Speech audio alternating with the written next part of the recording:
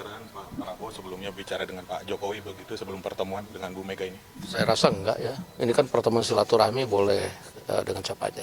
Ini kan antara Pak Prabowo dengan Bu Mega memang hubungan selama ini baik-baik saja dan bersahabat sehingga ya pertemuan semalam itu adalah pertemuan kekeluargaan, keakraban dan hangat sehingga tak terasa waktu berjalan lumayan lama semalam dan banyak yang dibahas oleh kedua tokoh ini. Yang pasti membicarakan bagaimana masa depan Indonesia dan bagaimana kebersamaan untuk membangun Indonesia ke depan.